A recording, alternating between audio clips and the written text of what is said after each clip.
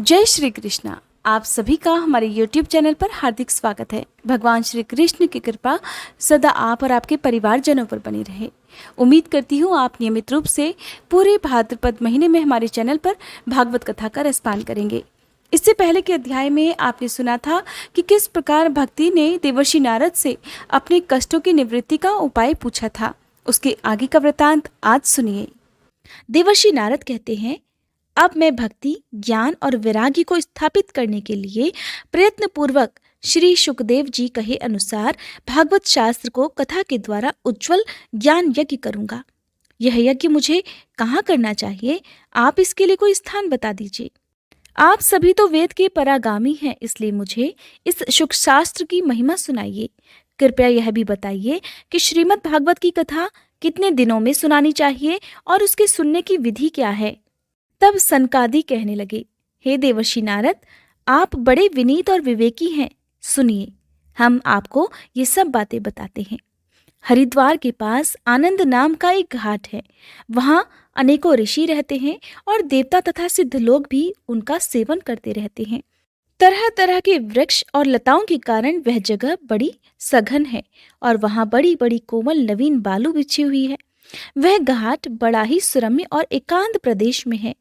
वहाँ हर समय सुनहले कमलों वाली सुगंध आया करती है। उसके आसपास रहने वाले सिंह, हाथी आदि परस्पर विरोधी जीवों के हृदय में भी बैर भाव नहीं है। वहाँ आप बिना किसी विशेष प्रयत्न के ही ज्ञान यज्ञ प्रारंभ कर दीजिए। उस स्थान पर कथा में अपूर्व रस का उदय होगा। भक्ति भी अपनी आंखों के सामने ही निर्बल और जराजीर्ण अवस्था में पड़े हुए अपने पुत्रों ज्ञान और वैराग्य को अपने साथ लेकर वहां आ जाएगी। क्योंकि जहां भी श्रीमद् भागवत की कथा होती है, वहां ये भक्ति आदि अपने आप पहुंच जाते हैं। वहां कानों में कथा के शब्द पड़ने से ये तीनों अवश्य तरुण हो जाएंगे। इस प्रकार श्री सूत जी महाराज कहते हैं कि ऐसा कहकर देवर्षि नारद जी के साथ सनकादि भी श्रीमद् भागवत कथा अमृत का पान करने के लिए वहां से तुरंत गंगा नदी के तट पर चले आए। जिस समय वे तट पर पहुंचे, भूलोक, देवलोक और ब्रह्मलोक, इन सभी जगह पर इस कथा का गुणगान किया जा रहा था। जो भगवत कथा के रसिक विष्णु भक्त थे, वे सभी श्रीमद् भागवत अमृत का पान करने के लिए सबसे आगे दौड़ दौड़ कर आने लगे। भृगु, वशिष्ठ, च्यवन, गौतम, मेघातिथि, देवल, देवरात, परशुराम, विश्वामित्र, शाकल, मार्कंडेय, दत्तात्रेय, पिप्पलाद, योगेश्वर, व्यास और पराशर, छायाशुक और जाजली आदि सभी प्रधान प्रधान मुनिगण अपने अपने पुत्र, शिष्य और स्त्रियों समेत बड़े प्रेम से वहां उपस्थित हो गए। इनके सिवा वेद, वेदांत, उपनिषद, सभी पुराण और शास्त्र भी मूर्तिमान होकर वहां पर उपस्थित हो गए। गंगा आदि नदियां, पुष्कर आदि सरोवर, कुरुक्षेत्र आदि समस्त क्षेत्र, सारी दिशाएं, दंडक आदि वन, हिमालय आदि पर्वत तथा देव, गंधर्व और दानव आदि सभी श्रीमद् भागवत कथा सुनने के लिए चले आए थे। जो लोग अपने गौरव के कारण नहीं आए, महर्षि भृगु उन्हें समझा बुझाकर वहां पर ले आए।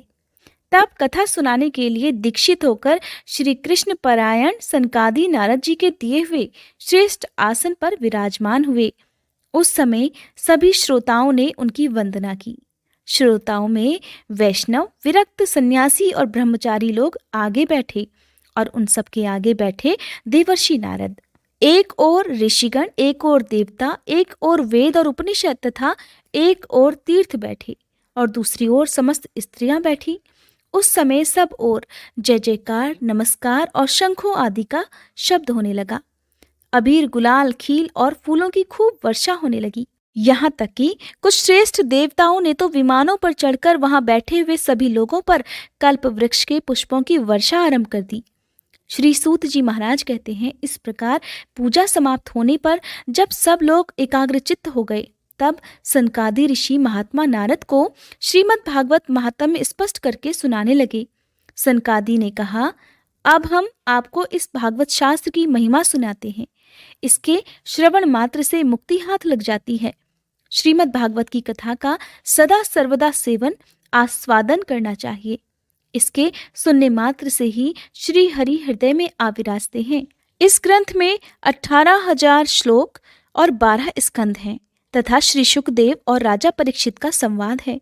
आप यह भागवत शास्त्र ध्यान देकर सुनिए। यह जीव तभी तक अज्ञानवश इस संसार चक्र में भटकता है जब तक क्षण भर के लिए भी कानों में इस शुक्र शास्त्र की कथा नहीं पड़ जाती। बहुत से शास्त्र और पुराण सुनने से क्या लाभ है? इससे तो व्यर्थ का भ्रम बढ़ता है। मुक्ति देने के लिए तो एकमात्र भागवत शास्त्र ही काफी है। जिस घर में हर दिन नियम से श्रीमद् भागवत की कथा होती है वह घर तीर्थ रूप हो जाता है और जो लोग उस घर में निवास करते हैं उनके तो सारे पाप ही नष्ट हो जाते हैं। हजारों अश्वमेध और सैकड़ों वाजपेयी यज्ञ इस शुक्र शास्त्र की कथा का 16वां अंश भी नहीं हो सकता। तपोधनो, जब तक लोग अच्छी तरह से श्रीमद् भागवत का श्रवण नहीं कर लेते तभी तक उनके शरीर में पाप निवास करते हैं। फल की दृष्टि से इस शुक्र शास्त्र की महिमा समता गंगा, गया, काशी, पुष्कर या प्रयाग कोई तीर्थ भी नहीं कर सकता। यदि आपको परम गति की इच्छा है अर्थात मोक्ष प्राप्ति की इच्छा है तो अपने मुख से ही श्रीमद् भागवत के आधे अथवा चौथाई श्लोक का भी हर दिन नियम पूर्वक पाठ कर लीजिए। ओंकार, गायत्री पुरुष सूक्त, तीनों वेद, श्रीमद् भागवत, ओम नमो भगवते वासुदेवाय, यह द्वादाक्षर मंत्र 12 मूर्तियों वाले सूर्य भगवान, प्रयाग, संवत्सर रूप, काल, ब्राह्मण, अग्निहोत्र, गौ, द्वादशी तिथि, तुलसी, वसंत ऋतु और भगवान पुरुषोत्तम, इन सब में बुद्धिमान लोग वस्तुतः कोई अंतर नहीं मानते। जो पुरुष अहर्निश अर्थ सहित श्रीमद् भागवत शास्त्र का पाठ करता है उसके तो करोड़ों जन्मों के पाप नष्ट हो जाते हैं और इस बात में बिल्कुल भी संदेह नहीं। जो पुरुष हर दिन नियम से श्रीमद् भागवत का आधा या चौथाई श्लोक भी पढ़ लेता है उसे राजसूय और अश्वमेध यज्ञों के जितना फल मिल जाता है। नित्य भागवत का पाठ करना, भगवान का चिंतन करना, तुलसी जी को सींचना और गाय की सेवा करना, ये चारों एक समान हैं। जो पुरुष अंत समय में श्रीमद् भागवत का वाक्य सुन लेता है उस पर प्रसन्न होकर भगवान उसे वैकुंठ धाम दे देते हैं। कहते हैं कि जिस दुष्ट ने अपनी सारी उम्र में अपने मन को एकाग्र करके श्रीमद् भागवत अमृत का थोड़ा सा भी रसास्वादन नहीं किया उसने तो अपना सारा जन्म चांडाल और गधे के समान व्यर्थ ही गंवा दिया। वह तो अपनी माता को प्रसव पीड़ा पहुंचाने के लिए ही उत्पन्न हुआ है। जिसने इस शुक्र शास्त्र के थोड़े से भी वचन नहीं सुने वह पापात्मा तो जीता हुआ ही मुर्दे के समान है। पृथ्वी के भार स्वरूप उस पशु तुल्य मनुष्य को धिक्कार है। और ऐसा और कोई नहीं बल्कि स्वर्गलोक में वास करने वाले देवताओं में प्रधान इंद्रादि देव कहते हैं। संसार में श्रीमद् भागवत की कथा का मिलना अवश्य ही कठिन है। जब करोड़ों जन्मों का पुण्य होता है तभी इसकी प्राप्ति होती है। हे देवर्षि नारद, आप बड़े ही बुद्धिमान और योग निधि हैं। आप प्रयत्नपूर्वक कथा का श्रवण कीजिए। इसे सुनने के लिए दिनों का कोई भी नियम नहीं है। जो भी भक्त श्रीमद् भागवत कथा को पढ़ता है या सुनता है कहते हैं उसके लिए सत्य बोलना और ब्रह्मचर्य का पालन करना अनिवार्य होता है, किंतु कलयुग में ऐसा होना सर्वदा कठिन है। इसलिए शुकदेव जी ने जो इसकी विधि बताई है वो भी जान लेनी चाहिए।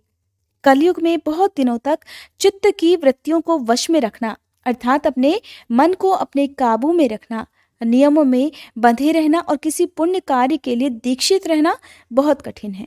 इसलिए सप्ताह श्रवण की विधि है। श्रद्धापूर्वक कभी भी श्रवण करने से अथवा माघ महीने में या पौष महीने में श्रवण करने से जो फल मिलता है वही फल श्री शुकदेव जी ने सप्ताह श्रवण में निर्धारित किया है। मन के असंयम, रोगों की बहुलता यानी कि जब बहुत ज्यादा बीमारियां होने लगती हैं या कह सकते हैं कि जब शरीर रोगों का घर बन जाए या कम उम्र में ही मृत्यु को प्राप्त हो जाए, तो ये सभी कारण कलयुग में अनेक दोषों की संभावनाओं से ही सप्ताह श्रवण का विधान निर्धारित किया गया। जो फल तप, योग और समाधि से भी प्राप्त नहीं किए जा सकते वह सर्वांग रूप में सप्ताह श्रवण से बड़ी आसानी से प्राप्त हो जाते हैं। सप्ताह श्रवण यज्ञ से बढ़कर है, व्रत से बढ़कर है और तपस्या से भी कहीं बढ़कर है। तीर्थ सेवन से तो सदा ही बड़ा है, योग से बढ़कर है, यहाँ तक कि ध्यान और ज्ञान से भी बढ़कर है। इसकी विशेषता का आप कहाँ तक वर्णन करें? ये तो कहा जा सकता है कि सब कुछ से बढ़कर है। शौनक जी ने पूछा, हे सूत जी महाराज, ये तो आपने बड़े आश्चर्य की बात कही, परंतु ये भी बताइए कि यह मोक्ष प्राप्ति में ज्ञान आदि सभी साधनों का तिरस्कार करके इस युग में उनसे भी कैसे आगे बढ़ गया? तब श्री सूत जी ने कहा, शौनक जी, जब भगवान कृष्ण इस धराश्रम को छोड़कर अपने नित्य धाम को जाने लगे, तब उनके मुखारविंद से एकादश स्कंद का ज्ञानोपदेश सुनकर भी उद्धव जी ने उनसे पूछा था। उद्धव जी ने कहा, हे गोविंद, अब आप तो अपने भक्तजनों का कार्य करके परम धाम को पधारना चाहते हैं, किंतु मेरे मन में एक बड़ी चिंता है। मेरे मन की चिंता को सुनकर मेरे हृदय को भी शांत कर दीजिए। हे गोविंद, अब तो घोर कलयुग आया ही समझिए, इसीलिए संसार में फिर अनेकों दुष्ट प्रकट हो जाएंगे और उनके साथ रहने से, उनके संपर्क में आने से अनेकों सत्पुरुष भी उग्र प्रकृति के हो जाएंगे। तब उनके भार से दबकर यह गौ रूपिणी धरती किसकी शरण में जाएगी? हे कमल नयन, मुझे तो आपको छोड़कर इसकी रक्षा करने वाला कोई भी दूसरा नहीं दिखाई देता। इसीलिए हे गोविंद, आप साधुओं पर कृपा करके यहाँ से मत जाइए। हे भगवान, आपने निराकार चिन्मात्र होकर भी अपने भक्तों के लिए ही तो यह सगुण रूप धारण किया है। फिर भला आपका वियोग होने पर वे भक्तजन इस पृथ्वी पर कैसे रह पाएंगे? इस प्रकार उद्धव जी के ऐसे वचन सुनकर भगवान सोचने लगे कि भक्तों के अवलंब के लिए मुझे अब क्या व्यवस्था करनी चाहिए। शौनक जी, तब भगवान ने अपनी सारी शक्ति भागवत में रख दी। वे अंतर्ध्यान होकर इस भागवत समुद्र में ही प्रवेश कर गए। इसलिए यह भगवान की साक्षात शब्दमयी मूर्ति है। इसके सेवन, श्रवण, पाठ अथवा दर्शन मात्र से ही मनुष्यों के सारे पाप नष्ट हो जाते हैं। इसी से इसका सप्ताह श्रवण सबसे अधिक बढ़कर माना गया है और कलयुग में तो अन्य सब साधनों को छोड़कर यही प्रधान धर्म बताया गया है। तब सूत जी महाराज कहते हैं, हे शौनक जी, जिस समय सनकादि मुनीश्वर इस प्रकार सप्ताह श्रवण की महिमा का बखान कर रहे थे, उस सभा में तभी एक बड़ा आश्चर्य हुआ। उसे मैं तुम्हें अब बतलाता हूँ, सुनो। वहां तरुणावस्था को प्राप्त हुए अपने दोनों पुत्रों को साथ लिए विशुद्ध प्रेम रूपा भक्ति बार बार श्री कृष्ण गोविंद हरे मुरारी, हे नाथ नारायण वासुदेव आदि भगवान के नामों का उच्चारण करती हुई अकस्मात वहां पर प्रकट हो गई। सभी सदस्यों ने देखा परम सुंदरी भक्ति रानी भागवत के अर्थों का आभूषण पहनकर वहां पधारी हुई थी।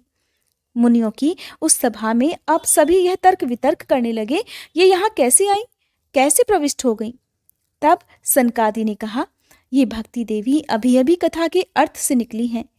उनके ये वचन सुनकर भक्ति ने अपने पुत्रों समेत अत्यंत विनम्र होकर सनत कुमार जी से कहा, मैं कलयुग में एकदम नष्ट प्राय हो गई थी। आपने कथा के अमृत से सींचकर मुझे फिर से हष्ट-पुष्ट कर दिया है। अब आप यह बताइए कि मैं कहाँ रहूं। यह सुनकर सनकादि उससे कहने लगे, तुम भक्तों को भगवान का स्वरूप प्रदान करने वाली, अनन्य प्रेम का संपादन करने वाली और संसार रोग को निर्मूल करने वाली हो, अतः तुम धैर्य धारण करके नित्य निरंतर विष्णु भक्तों के हृदय में ही निवास करो। ये कलयुग के दोष भले ही सारे संसार पर अपना प्रभाव डाल देंगे, किंतु जहाँ तुम रहोगी वहां पर इनकी दृष्टि पड़ ही नहीं सकेगी। इस प्रकार उनकी आज्ञा पाते ही भक्ति तुरंत भगवत भक्तों के हृदय में जाकर विराजमान हो गई। जिनके हृदय में एकमात्र श्री हरि की भक्ति निवास करती है, वे त्रिलोकी में अत्यंत निर्धन होने पर भी परम धन्य है, क्योंकि इस भक्ति की डोरी से बंधकर तो साक्षात भगवान भी अपना परम धाम छोड़कर उनके हृदय में आकर बस जाते हैं। धरती लोक पर यह भागवत साक्षात परम ब्रह्म का विग्रह है।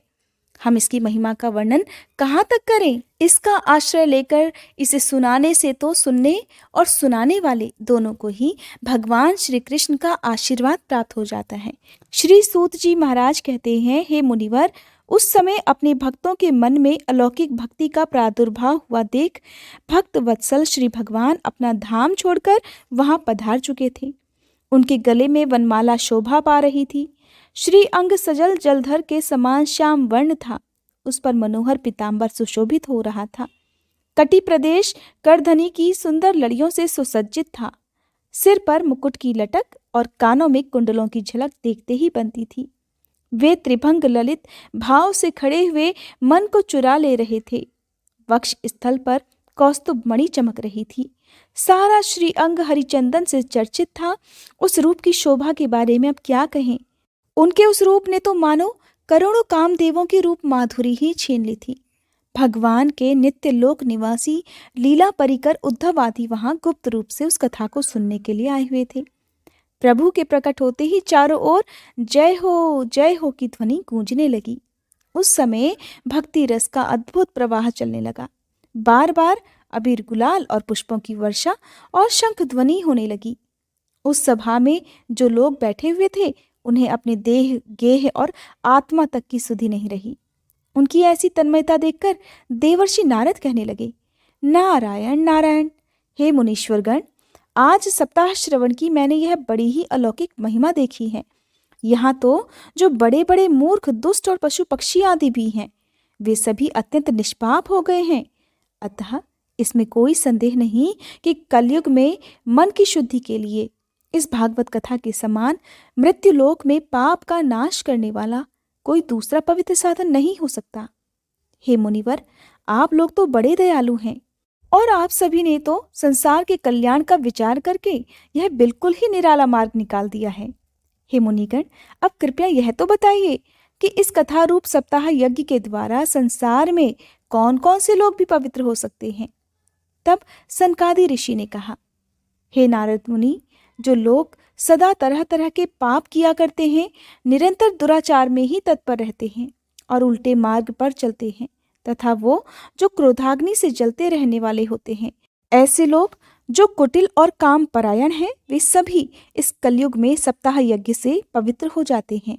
यहाँ तक कि हे देवर्षि, झूठ बोलने वाले, अपने माता पिता की निंदा करने वाले, तृष्णा के मारे व्याकुल, आश्रम धर्म से रहित, दंभी, दूसरों की उन्नति देखकर कुढ़ने वाले और दूसरों को सदा दुख देने वाले हैं, वे भी कलयुग में सप्ताह यज्ञ से ही पवित्र हो जाते हैं।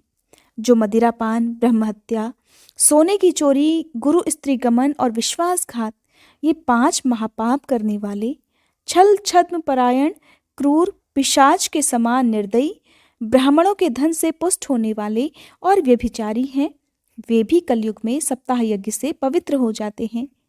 जो दुष्ट आग्रह पूर्वक सर्वदा मन, वाणी और शरीर से पाप करते रहते हैं, दूसरों के धन से ही अपना भरण पोषण करते हैं तथा मलिन मन और दुष्ट हृदय वाले हैं, वे भी कलयुग में सप्ताह यज्ञ से पवित्र हो जाते हैं। हे देवर्षि, अब हम तुम्हें इस विषय में एक प्राचीन इतिहास सुनाते हैं। उसके सुनने मात्र से ही सब पाप नष्ट हो जाते हैं। हे नारद मुनि, पूर्व काल में तुंगभद्र नदी के तट पर एक अनुपम नगर बसा हुआ था। वहां पर सभी वर्णों के धर्म के लोग अपने अपने धर्म का आचरण करते हुए सत्य और सत्कर्मों में तत्पर रहते थे। उस नगर में ही समस्त वेदों का विशेषज्ञ और श्रौत श्रमात कर्मों में निपुण एक आत्मदेव नामक ब्राह्मण रहा करता था। वह साक्षात दूसरे सूर्य के समान तेजस्वी प्रतीत होता था। वह धनी होने पर भी भिक्षा लेकर अपना जीवन याचन करता था। उसकी प्यारी पत्नी धुंधली, कुलीन और सुंदरी होने पर भी सदा अपनी बात पर अड़ जाने वाली थी। उसे लोगों की बात करने में बड़ा सुख मिलता था।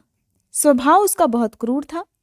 प्रायः कुछ न कुछ बकवास किया करती थी, दूसरों की बुराई करती थी, लेकिन गृह कार्य में बड़ी निपुण थी, कंजूस थी और थी थोड़ी झगड़ालू भी। इस प्रकार ब्राह्मण दंपति बड़े प्रेम से अपने घर में रहते और विहार किया करते थे। उनके पास अर्थ और भोग विलास की सामग्री बहुत सारी थी। घर द्वार भी बड़े सुंदर थे, परंतु उससे उन्हें बिल्कुल सुख नहीं मिलता था। जब उनकी उम्र ढलने लगी, तब उन्होंने संतान के लिए तरह तरह के पुण्य कर्म करने शुरू कर दिए। वे दीन दुखियों को, गौओं को पृथ्वी, सोने और वस्त्र आदि का दान करने लगे थे। इस प्रकार धर्म मार्ग में उन्होंने अपना आधा धन समाप्त कर दिया। तब भी उन्हें किसी पुत्र या पुत्री का वरदान नहीं मिला, यानी कि उन्हें संतान सुख नहीं प्राप्त हुआ। इतने धर्म के काम करने पर, इतना दान देने पर, जब उसका आधे से ज्यादा धन भी खत्म हो चुका, तब वह ब्राह्मण अब बड़ा परेशान रहने लगा। हर समय चिंता में दुखी रहने लगा। एक दिन वह ब्राह्मण देवता बहुत दुखी होकर घर से निकलकर वन को चल दिया। वन की तरफ पैदल ही चलता जा रहा था। चलते चलते दोपहर हो गई। अब उसे जोर की प्यास लगने लगी। पानी के लिए वो एक तालाब के किनारे आ गया। अब संतान का अभाव था और ये बहुत भारी दुख भी उसके जीवन में था। तो इस दुख ने, चिंता ने उसके शरीर को बहुत सुखा दिया था, बहुत कमजोर बना दिया था। इसलिए थक जाने के कारण वह जल पीकर वहीं धरती पर ही बैठ गया। थोड़ी देर बीती थी कि वहां पर एक सन्यासी महात्मा पहुंच गए। जब ब्राह्मण देवता ने देखा कि वे जल पी चुके हैं, तब वह उनके पास गया और उनके चरणों में प्रणाम करने के बाद उनके सामने खड़े होकर बड़ी लंबी लंबी सांसें लेने लगा। वो सांसें दुख भरी सांसें थी। तब सन्यासी ने पूछा, कहो ब्राह्मण देवता, रोते क्यों हो? तुम्हें ऐसी क्या भारी चिंता है? तुम जल्दी ही मुझे अपने दुख का कारण बताओ। हो सकता है मैं तुम्हारा दुख दूर करने का कोई उपाय बता सकूं। तब ब्राह्मण ने कहा, हे महाराज, मैं अपने पूर्व जन्म के पापों से संचित दुख का कैसे वर्णन करूं? अब मेरे पितर मेरे द्वारा दी गई जलांजलि के जल को अपनी चिंता जनित सांसों द्वारा कुछ गर्म करके पीते हैं। देवता और ब्राह्मण मेरा दिया हुआ प्रसन्न मन से स्वीकार ही नहीं करते। संतान पाने के लिए मैं इतना दुखी हो गया हूं कि मुझे चारों तरफ केवल वीरान ही वीरान नजर आता है।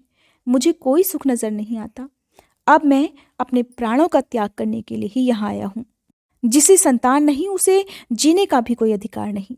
संतानहीन घर को भी धिक्कार है, संतानहीन धन को भी धिक्कार है, और संतानहीन कुल को भी धिक्कार है। मैं जिस गाय को पालता हूँ वो भी हमेशा बांझ ही हो जाती है। मैं जो पेड़ लगाता हूँ उस पर भी कोई फल फूल नहीं लगता। यहाँ तक कि मेरे घर में जो फल आता है वो भी बहुत जल्दी सड़ जाता है।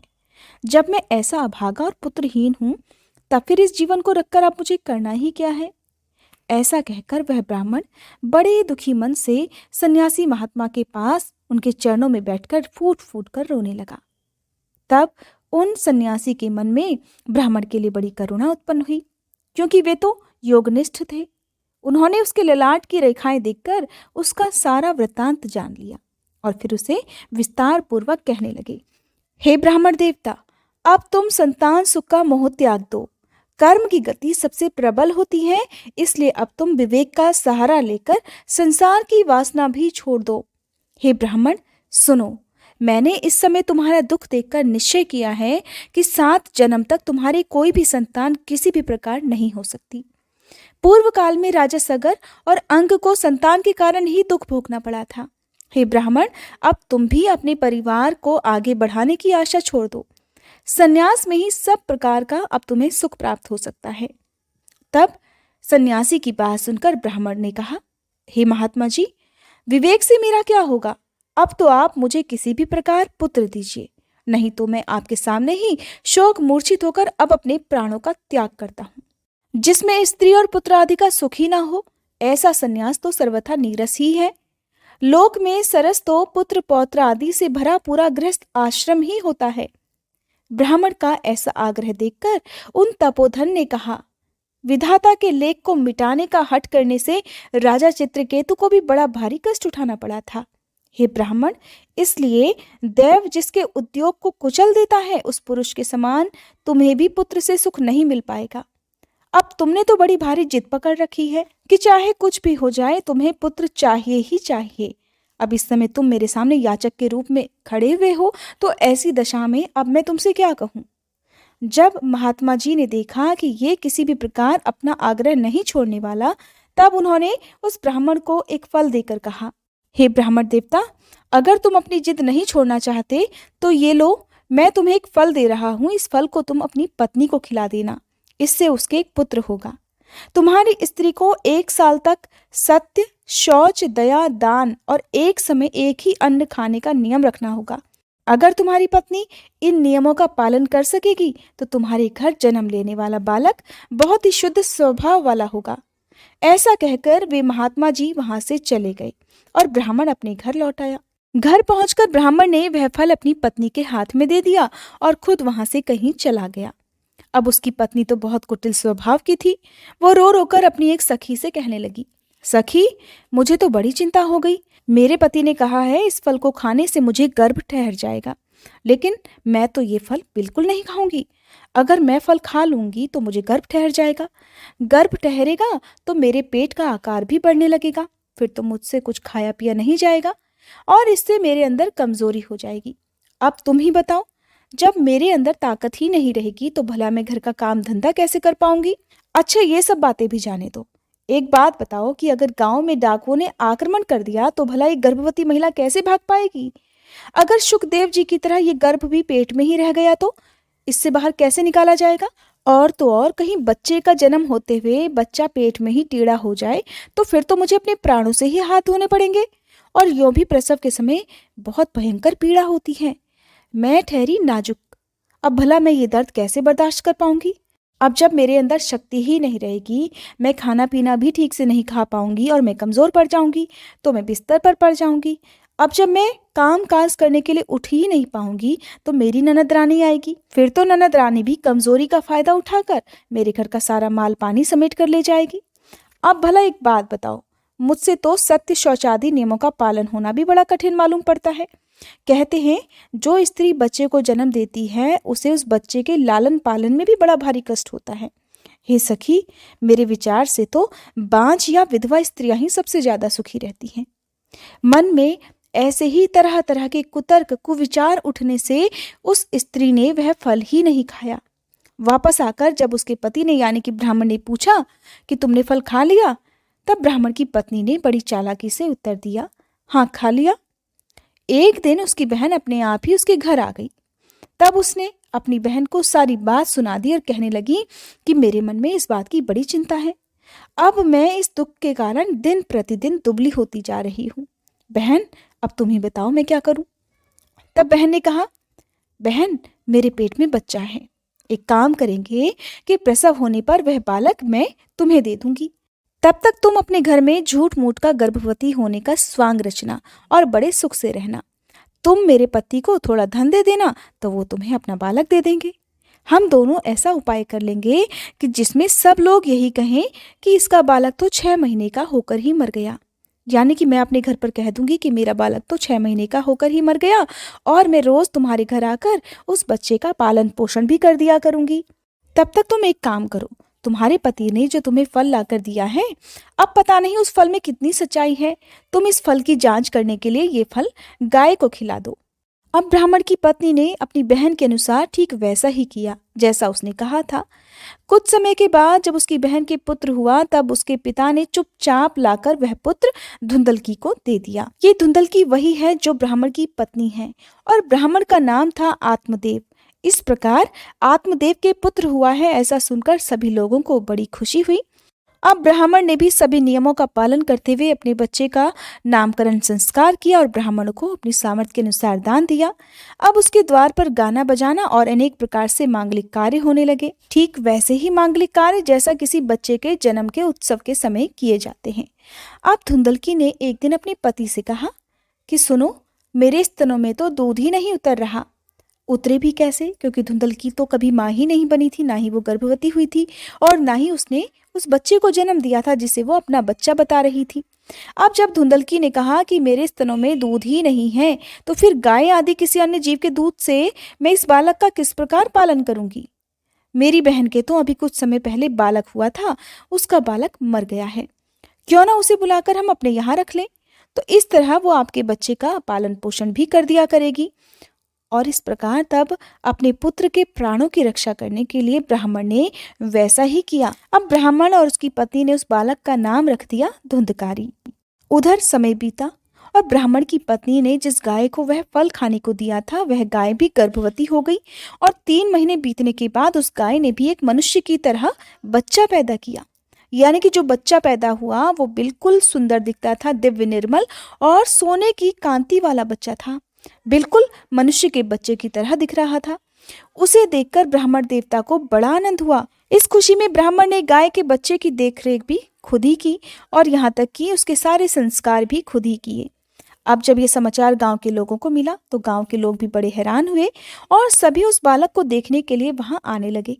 सभी आपस में एक दूसरे से कहने लगे कि देखो भाई, इस आत्मदेव का कैसा भाग्योदय हुआ है और कितने आश्चर्य की बात है कि गाय भी ऐसा दिव्य रूप बालक उत्पन्न कर सकती है। दैव योग से इस गुप्त रहस्य का किसी को भी पता नहीं चल पाया। गाय ने जिस बालक को जन्म दिया था उस बालक के गाय की तरह बड़े बड़े और लंबे लंबे कान थे, जिस कारण ब्राह्मण ने उसका नाम रख दिया गोकर्ण। अब कुछ समय बीता तो वो दोनों बालक जवान हो गए। उनमें गोकर्ण तो बड़ा भारी पंडित और ज्ञानी हुआ, किंतु धुंधकारी बहुत ही दुष्ट निकला। धुंधकारी के अंदर ना तो ब्राह्मणों जैसे कोई गुण थे और न ही वो खान पान का कोई परहेज करता था, यानी कि वो मांसाहार भी कर लिया करता था। और क्रोध तो उसमें कूट कूट कर भरा हुआ था, बात बात पर क्रोध करता, यहाँ तक कि बुरी बुरी वस्तुओं का संग्रह भी करने लगा। मुर्दे के हाथ से छुआया हुआ अन्न भी वो खुद खा जाता। दूसरों के घर चोरी करना, सब लोगों से झगड़ा करना उसका स्वभाव बन गया था। छुप छुप कर कभी कभी तो वो दूसरों के घर में आग भी लगा दिया करता था, और दूसरों के बालकों को खिलाने के लिए वो उनको गोद में लेता और उन्हें एकदम से कुएं में डाल देता। अब इस तरह से उसके अंदर कूट कूट कर हिंसा भी भरने लगी। सब लोग उससे डरने लगे। हर समय वो अब अस्त्र शस्त्र धारण किए रहता और बेचारे अंधे और दीन दुखियों को बेवजह वो तंग करने लगा था। चांडालों से उसे बहुत प्रेम था। बस हाथ में फंदा लिए कुत्तों की टोली के साथ शिकारी की टोह में घूमता रहता। यहाँ तक कि वेश्याओं के जाल में फंसकर उसने अपने पिता की सारी संपत्ति तक नष्ट कर डाली। और फिर एक दिन ऐसा भी आया जब धुंधकारी ने अपने माता पिता को मार पीट कर घर के सारे बर्तन भांडे उठा लिए। इस प्रकार जब सारी संपत्ति स्वाहा हो गई, सारी संपत्ति खत्म हो गई, तब उसका कंजूस पिता फूट फूट कर रोने लगा और कहने लगा, इससे तो इसकी माँ का बांझ रहना ही अच्छा था। जिसका पुत्र ही कुपुत्र हो उसका तो जीवन ही नरक से बदतर होता है। अब मैं कहाँ रहूं, कहाँ जाऊं, और मेरे इस संकट को कौन काटेगा? हाय, मेरे ऊपर तो बड़ी भारी विपत्ति आ पड़ी है। इस दुख के कारण अवश्य एक दिन मुझे अपने प्राण भी त्यागने पड़ेंगे। उसी समय परम ज्ञानी गोकर्ण जी वहां आए और उन्होंने अपने पिता को वैराग्य का उपदेश देते हुए बहुत समझाया। गोकर्ण कहने लगे, हे पिताजी, यह संसार असार है, यह अत्यंत दुखरूप और मोह में डालने वाला है। पुत्र किसका, धन किसका? स्नेहवान पुरुष अब रात दिन दीपक के समान जलता रहता है। हे पिताजी, इस नश्वर संसार में तो कोई सुखी हो ही नहीं सकता। यहाँ तक कि सुख ना तो देवराज इंद्र को है और न चक्रवर्ती राजा को। अगर सुख है तो केवल विरक्ति, एकांत जीवी मुनि को। ये मेरा पुत्र है, इस अज्ञान को छोड़ दीजिए। मोह से नरक की प्राप्ति होती है।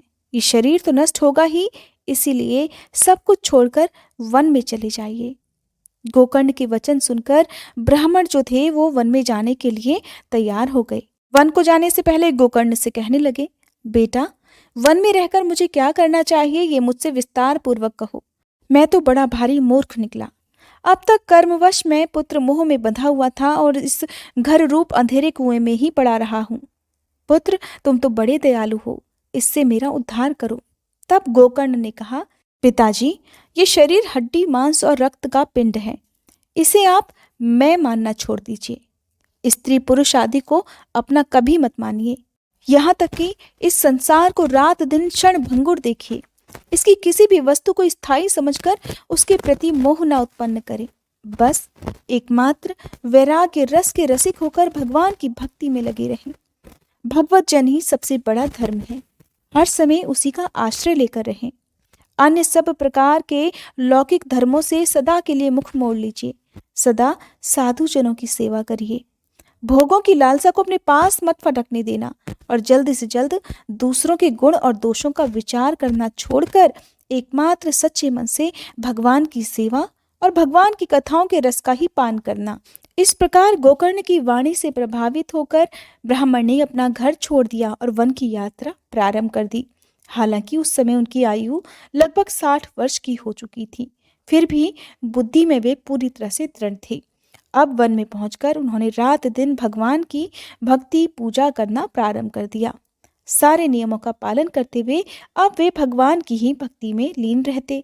आने वाले अध्याय में आप जानेंगे कि धुंधकारी को प्रेत योनि की प्राप्ति कैसे हुई और प्रेत योनि से उसका उद्धार कैसे हुआ। अगला अध्याय बहुत ही रोचक होने वाला है। उम्मीद करती हूँ आप इंतज़ार जरूर करेंगे। वीडियो अगर अच्छी लगी हो तो वीडियो को लाइक करना मत भूलिएगा।